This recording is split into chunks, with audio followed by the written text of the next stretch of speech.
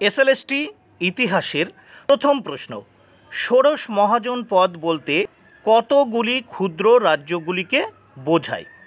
দেখো এখানে চারটি অপশন রয়েছে, কোনটি সঠিক উত্তর? উত্তর সি 16টি।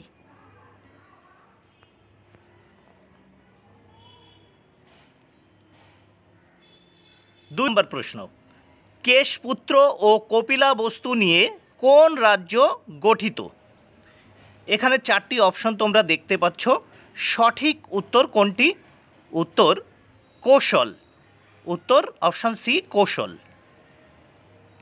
3 নম্বর প্রশ্ন, ষোড়শ মহাজন পদের মধ্যে কোনটি দক্ষিণ ভারতে অবস্থিত? এই চারটি অপশনের মধ্যে তোমরা দেখে নাও কোনটি উত্তর হবে। তোমরা আন্দাজ করো কোনটি হতে পারে। উত্তর অপশন এ অশমোক। 4 নম্বর প্রশ্ন, পাটনা ও গয়া রাজ্য নিয়ে কোন রাজ্য গঠিত? তাহলে কোনটি সঠিক উত্তর তোমরা ভাবতে থাকো। উত্তর অপশন বি মগধ।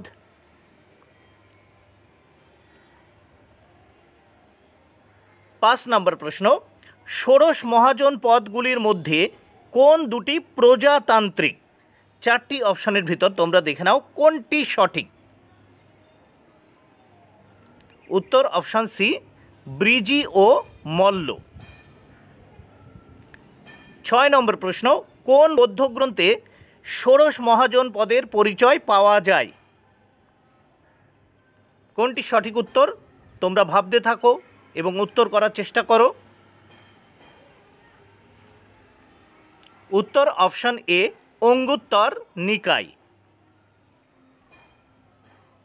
7 নম্বর প্রশ্ন, কাশীর বর্তমান নাম কি? দেখো চারটি অপশন তোমরা দেখতে পাচ্ছ, কোনটি সঠিক উত্তর তোমরা দেখে নাও। উত্তর অপশন ডি বারাণসী। 8 নম্বর প্রশ্ন, মহাজন শব্দের অর্থ কি? দেখো চারটি অপশন দেওয়া রয়েছে, কোনটি সঠিক উত্তর তোমরা বেছে নাও এর ভিতর। উত্তর অপশন সি বৃহৎ রাজ্য। মহাজন শব্দের অর্থ বৃহৎ রাজ্য। 9 নম্বর প্রশ্ন, ষোড়শ মহাজন পদের মধ্যে প্রথম সমৃদ্ধ রাজ্য কোনটি? চারটি অপশন তোমরা দেখতে পাচ্ছ, এর ভিতর সঠিক অপশন হলো, উত্তর দেখে নাও মগধ। Option A. 10 নম্বর প্রশ্ন, বুদ্ধের সময় মগধের রাজা কে ছিলেন? চারটি অপশন তোমরা দেখতে পাচ্ছ, সঠিক অপশনটি দেখে নাও কোনটি উত্তর হবে। Option A Bimbisara. Option A Bimbisara. 11 নম্বর প্রশ্ন, চন্দ্রগুপ্তের ভ্রাম্যমাণ গুপ্তচরেরা কি নামে পরিচিত? উত্তর দেখে নাও তোমরা, চারটি অপশনের ভিতর কোনটি উত্তর হবে। Option B সঞ্চরা। 12 নম্বর প্রশ্ন, মেগাস্তিনিসের বর্ণনায় মৌর্য যুগে জাতিভেদ প্রথা কি নামে পরিচিত? জাতিভেদ প্রথা কি নামে পরিচিত? এখানে দেখো অপশন বি সপ্তজাতি তত্ত্ব। 13 নম্বর প্রশ্ন, অর্থশাস্ত্রে বর্ণিত মৌর্য যুগে কত প্রকার বিবাহের উল্লেখ আছে? চারটি অপশন তোমরা দেখতে পাচ্ছ, কোনটি সঠিক উত্তর?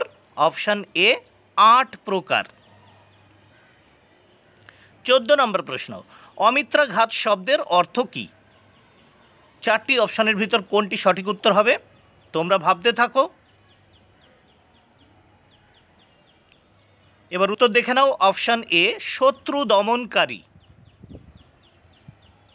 15 নম্বর প্রশ্ন, চণ্ডাশোক নামে কে পরিচিত? দেখো চারটি অপশনের ভিতর কোনটি সঠিক উত্তর হবে। Option C Ashok.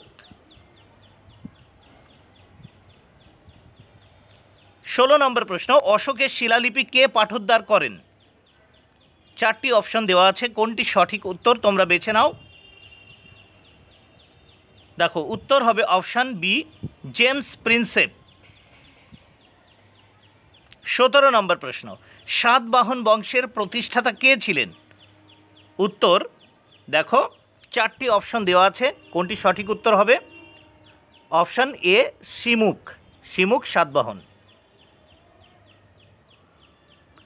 18 নম্বর প্রশ্ন, সাতবাহন বংশের শ্রেষ্ঠ রাজা কে?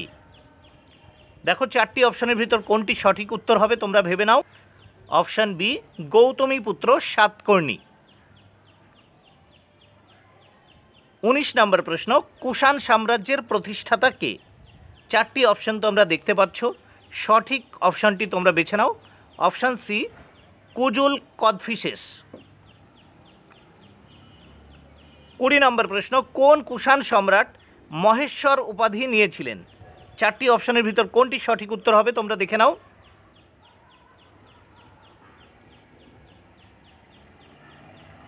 কোনটি উত্তর হবে?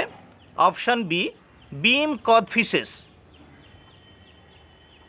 21 নম্বর প্রশ্ন, মধ্যযুগে ভারতের ইতিহাসকে কটি পর্যায়ে ভাগ করা যায়? চারটি অপশান দেওয়া আছে, কোনটি সঠিক উত্তর তোমরা ভাবতে থাকো বা তোমরা উত্তর করার চেষ্টা করো। তাহলে এবার উত্তরটি দেখে নাও। অপশান এ দুটি। 22 নম্বর প্রশ্ন, ফুতওয়াত ই ফিরোজ শাহী গ্রন্থের লেখক কে? চারটি অপশনের ভিতর দেখে নাও কোনটি সঠিক উত্তর। এবার তোমরা উত্তরটি দেখে নাও। উত্তর অপশান এ ফিরোজ শাহ। 23 নম্বর প্রশ্ন, ভারতে প্রথম মুসলমান আক্রমণকারী কারা? চারটি অপশনের ভিতর কোনটি সঠিক উত্তর হবে তোমরা দেখে নাও। এবার উত্তর দেখে নাও। অপশান আরব।